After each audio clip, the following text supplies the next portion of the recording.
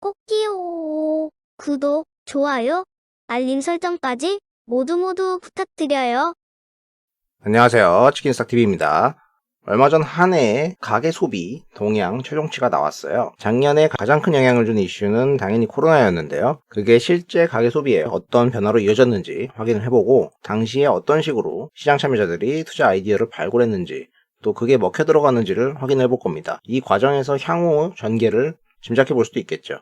제가 제시하는 방법들은 나름 상당히 유용한 방법이라고 저는 생각을 하는데 아마도 통계를 다룬 기존 영상들이 그랬듯이 별 인기는 없을 것 같습니다. 다만 한 분이라도 유의미하게 사용하실 수 있으면 좋겠습니다. 자, 일단 전체적인 비중으로 보면 단순하게 나타나는 것은 식료품 및 비주류 음료 이쪽 비중이 높아졌고 오락, 문화, 교육, 숙박 이런 거는 감소한 부분이 눈에 띕니다.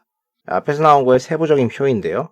전체적인 가구당 월 소비 지출은 240만원 선입니다. 조금 줄었지만 큰 의미는 없는 것 같고요. 이 정도의 월 생활비 정도는 한국에서 생활하는데 필요하다 정도로 이해를 하시면 될 것 같습니다.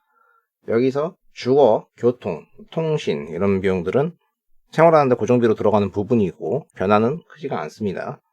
변화가 있는 부분을 봐야 되겠죠. 식료품 쪽이 두드러지는데요. 밖에서 먹을 일이 없으니까 안에서 소비하는 게 늘어난 거겠죠. 그 증감률이 유일하게 두 자릿수로 두드러집니다. 동시에 나갈 일이 적어지고 누구한테 잘 보일 일이 적어지니까 꾸미지 않다 보니 의류나 신발 쪽은 급감, 또 여러 시설들이 안 열고 그러니까 오락, 문화, 교육, 숙박 등 많이 감소했습니다. 계속 똑같은 이야기이긴 한데 사실 가게가 허리띠를 졸라맨 지는 좀 됐다는 거죠. 내수주를 안 좋게 보는 사람들이 계속 언급하는 내용인데요. 가계 지출은 계속해서 감소를 해서 15년도 이후로는 마이너스로 돌아서서 그 추이는 돌이키기 어렵게 된 거죠. 한국에 다가오는 미래 영상에서도 이미 다뤘지만 인구가 계속 급격하게 세계 최고 수준으로 감소하고 있기 때문에 내수만 파는 애들은 서로 싸우면서 마켓시어 늘리는 것 외에는 장기 투자로는 적합하지가 않겠고요. 그 와중에 코로나 터지면서 20년도에는 다들 더 허리띠를 졸라맸습니다. 그런 과정에서도 늘어난 부분들은 일종의 수혜주가 있는 업종으로 구분이 되는 것이고 줄어든 부분은 피해 업종이 되는 겁니다. 자, 이제는 각각 세부로 보시죠. 식료품이 제일 두드러지게 증가를 했었는데 여러 품목들이 골고루 성장을 했었지만 이게 딱히 뭐가 수혜주다 말하기는 어려웠습니다. 다만 이런 식료품들, 특히나 육류나 채소 같은 것들 많이 구매를 하면서 증가했는데 이런 걸 온라인으로 구매한다는 측면에서 유일한 관련 상장사인 지어소프트가 재평가를 받게 되는 계기가 되었고요. 조미료 중에서도 좀 변화가 크게 나타났던 샘표식품 이런 친구들 실적이 좋아졌었고 좋은 평가를 받았습니다. 또한 여기 그래프는 없지만 코로나로 집에서 가정식 육류 소비가 급증하게 되니까 팜스코나 선진 같은 돈육주들도 한 번씩 들여다보는 계기가 되었었죠. 주류와 담배 쪽 내수 담배는 증가하지 않았어요. 흡연자에 대한 시각도 점점 안 좋아지고 이건 줄지만 않아도 다행이죠. 그러면은 수출만 체크했으면 됐을 텐데 수출 소소했으니까 KT&G 주가는 길 수밖에 없었습니다. 반면 주류 쪽은 많이 증가를 했다.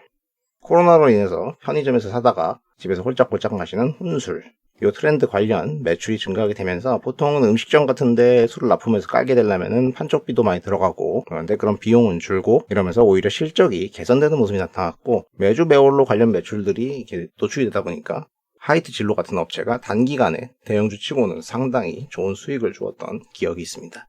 가정용품 및 서비스, 일단 가구 인테리어 많이 소비된 걸로 주목을 받았었죠. 한샘과 리바트, CD즈 이런 친구들 주가가 제법 재평가를 받았었고요. 가전 같은 경우에는 대형 가전을 위주로 파는 LG전자도 괜찮았지만 작은 애들도 나름 꽤 괜찮게 성장을 하면서 판매 증감률이 높은 부분은 같이 주목을 받았었습니다. 이런 것 중에서 또 온라인 비중이 높은 애들은 온라인 쪽 성장이 가파르니까 실적 개선이 더 좋았을 겁니다. 또한 가사소모품으로 세제라던가 생활용품 관련된 개별주들도 몇 개 있었죠. 보건 부문 다 합쳐져서 돼 있는데 실제로는 마스크 같은 거였겠죠. 이 마스크 관련주들은 코로나 초기에 테마성으로 엄청나게 움직였었는데 이후에 옥석 가리기가 이루어졌고 요새는 아무도 안 봅니다. 그리고 영양 보조제, 건기식 쪽으로 소비가 많이 늘었었기 때문에 관련된 업체들은 실적과 흐름이 나쁘지 않았습니다. 주가 뿜뿜 올랐던 기억이 있고요. 관련된 업체들 여러 번 다뤘었죠. 밖으로 잘 다니질 않으니까 의류나 신발 쪽에서는 안 사니까 주가 흐름이 안 좋았었습니다. 근데 요새 좀 올라오고 있죠. 이거는 최근 나름 보복 소비 형태로 숫자가 올라오고 있고 과거에 역성장했던 거에 대한 기저효과 및 정상화 기대감입니다. 미용 쪽 역시 줄었습니다만은 좋아지면 화장품 업체들 일부 실적이 개선될 거고요. 그런 동향이 살짝 파악되고 있습니다.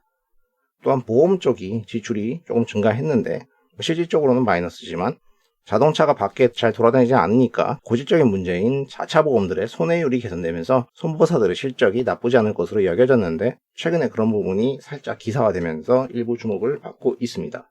자, 오락미 문화 지출 쪽 대표적으로 영화관, 헬스장, 여행 못 가니까 피해주였고요. 장난감, 캠핑, 펫 관련 쪽은 소비가 많이 증가했습니다. 특히나 캠핑 같은 경우에는 여행과의 키워드가 트렌드 역전되는 모습을 확인할 수 있는데요. 이런 거에 관련된 일부 스몰캡을 발굴해 보려는 사람들도 있었고 최근에 이게 다시 올라오고 있는데 나름 볼만할 수도 있겠습니다. 대략 저런 식으로 소비가 되었고 실적과 주가 차별화로 이어졌다는 것을 확인할 수 있었는데 앞으로 어떻게 될까요? 언택 기조가 유지될까요? 아니면 정상화되면서 컨택이 부각받게 될까요?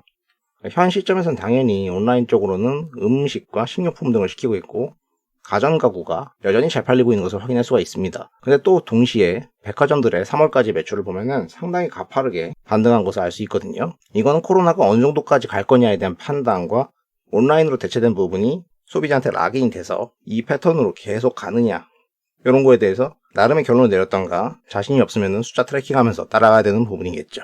자, 가계 소비 동향을 통해서 간단하게 작년에 어떤 식으로 투자했었는가에 대해서 살펴봤는데 뭘 투자해야 되냐 싶은 분들한테 아이디어를 발굴하는 데 있어서 도움이 되셨을 거라고 생각을 합니다.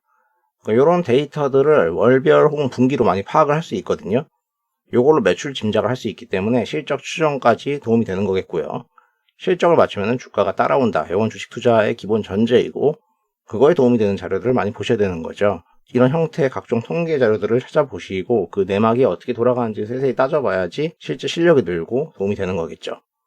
이게 그냥 단순히 지나간 숫자의 이야기를 하고 끝나는 게 아닙니다. 코로나는 여전히 진행 중이기 때문에 이런 소비 패턴이 유지되고 있을 수도 있고 만약에 변화가 생겼다면 그건 또 그거대로 포착이 돼야 되거든요. 얼마 전에 제가 유통 관련해서 다뤘던 영상 같은 거 참고가 되겠죠. 이런 통계 데이터는 좀만 검색해보면 도처에 널려있고 기사화도 꽤 많이 돼 있기 때문에 자료를 해석할 줄 아는 입장에서는 종목을 발굴하는데 완전히 꿀단지라고 할 수 있습니다. 여러분들의 투자에 있어서도 도움이 되시길 바라겠습니다. 영상이 도움되셨다면 구독과 좋아요를 부탁드립니다. 시청해주셔서 감사합니다.